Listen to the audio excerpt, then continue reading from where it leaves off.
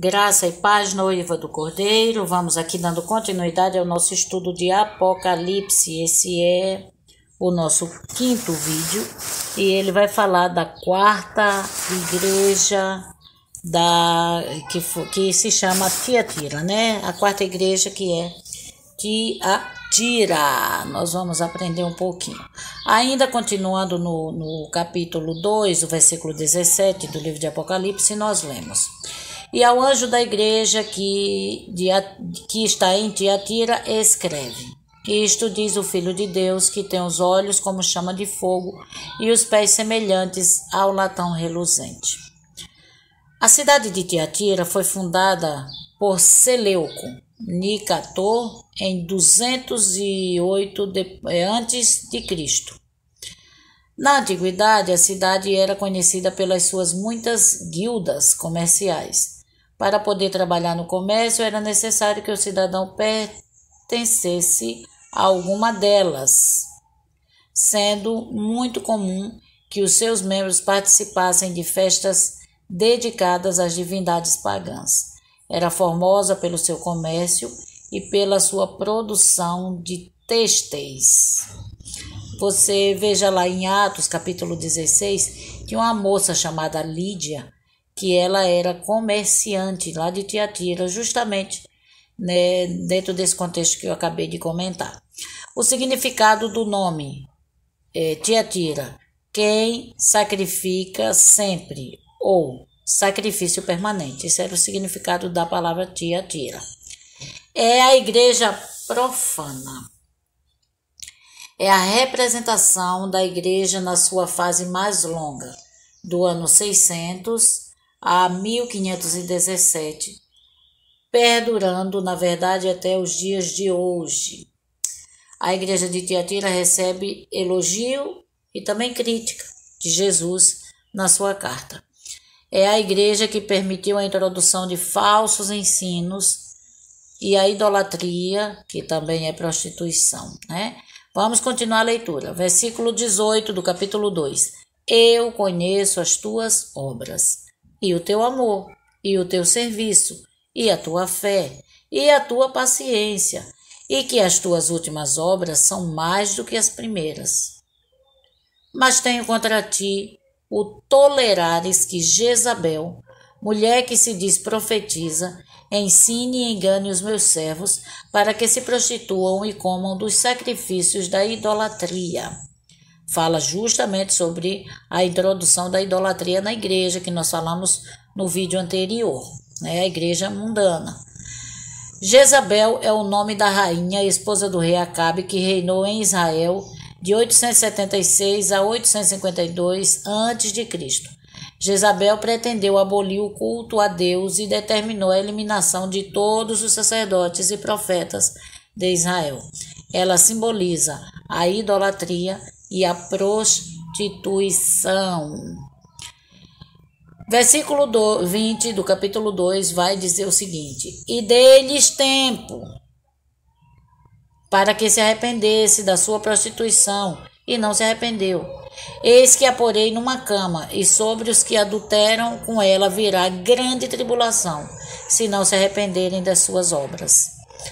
É a representação da igreja de maior duração, porque desse período até os dias de hoje ela está atuante. E o Senhor dando tempo para que se arrependa, dando tempo para que se arrependa, mas não se arrependem. Cada dia piora a sua situação, cada dia se cai mais na prostituição, na mentira, no engano, na avareza. O versículo 21 continua dizendo assim: E ferirei de morte os seus filhos. Ou seja, o declínio da igreja, das igrejas, né, que professam a Cristo, mas que abundantemente estão no mundanismo, abundantemente estão nas coisas avessas a esse próprio cristianismo que eles pregam. E aí o que é que o Senhor faz? Está acontecendo grandes reboliços, envergonhados, e a gente vê isso tudo acontecendo, porém não se arrependem, não se arrependem.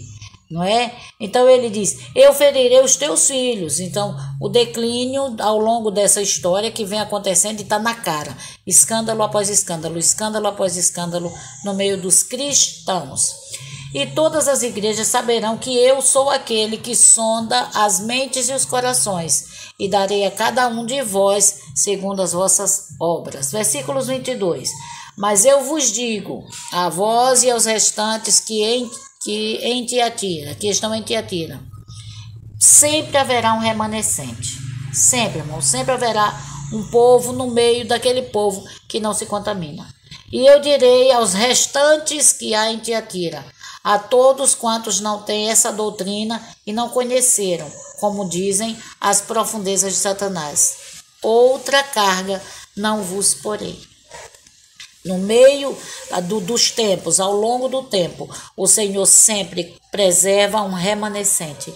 No meio de tanta prevaricação, de tanto abandono da fé, de tanta prostituição no meio do cristianismo, de tanta adulteração da palavra de Deus, o Senhor ainda mantém um remanescente.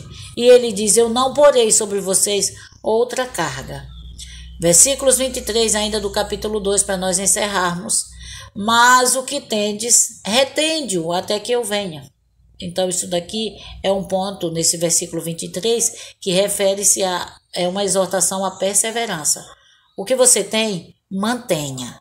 Mantenha até que o Senhor venha. É aquela mesma história que o Senhor diz, aquele que perseverar até o fim será salvo. Aquele que perseverar até o fim receberá coroa da justiça. Aquele que estiver em pé, cuidado, não caia. É isso aqui que o Espírito está falando, que Jesus está falando para a igreja, até no versículo 23, né? Até nos dias de hoje. Ele diz, persevere, não somente para a igreja na época lá, a igreja de Tiatira literal, mas também nos dias atuais. O que tendes, retende-o até que eu venha. É uma exortação à perseverança nesse versículo 23 do capítulo 2. Nos versículos 24 diz o seguinte, e ao que vencer e guardar até ao fim as minhas obras, eu lhe darei poder sobre as nações, e com vara de ferro as regerá, e serão quebradas como vasos de oleiro, como também recebi do meu Pai, dar-lhe-ei a estrela da manhã. Quem tem ouvidos, ouça o que o Espírito diz às igrejas. Nesse versículo 24, o Senhor está falando agora do julgamento das nações após o Armagedon. Leia 25 de Mateus, capítulo 31 até o 32. Uma certa passagem, Paulo disse o seguinte, vocês estão com contendas e levando problemas de vocês para o mundo resolver, para juízes iníquos resolver. Uma certa passagem, quando Paulo estava aconselhando a igreja, né, uma das igrejas que ele fundou, ele disse, vocês não têm não entre vocês quem possa julgar as causas e resolver as causas? Vocês não têm entre vocês isso não? Será que não existe entre vocês quem faça isso? Não sabem vocês que vocês hão de julgar o mundo? Então Paulo também estava se referindo justamente a esse trecho aqui. Nós podemos fazer um comparativo.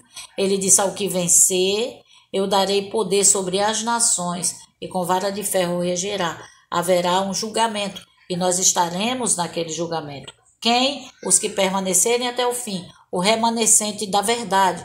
O remanescente que não se vendeu, que não se dobrou ao mundo, que não se dobrou ao mundanismo, não se dobrou à idolatria, não se dobrou às coisas deste presente século. As ofertas que Satanás tem para dar.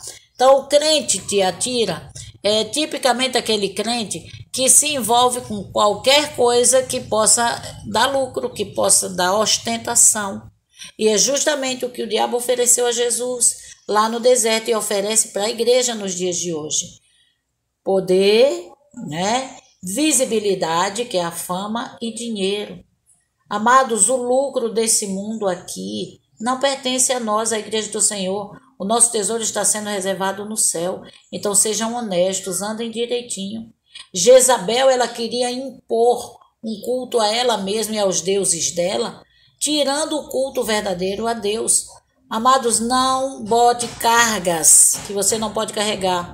O que o Senhor ensinou na Bíblia é isso que você deve cumprir, é isso que você deve fazer. Ponto final. Pode chover canivete, mas o crente verdadeiro, ele vai andar dentro dos preceitos da Bíblia e não dentro de cargas que o homem coloque, de coisas que o homem imponha.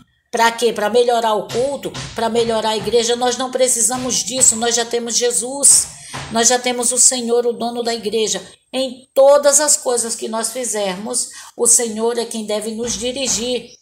O que eu vejo muito nos dias de hoje é trazer coisas do mundo para agradar o jovem, para atrair o jovem para a igreja. Jovem, velho, criança deve ser atraído para a igreja pela palavra. Eles têm que vir por Jesus e não pelos cultos animados ou pelas celebridades que a gente vem a trazer. A celebridade da igreja se chama Jesus de Nazaré, a quem nós devemos honra, louvor e gratidão.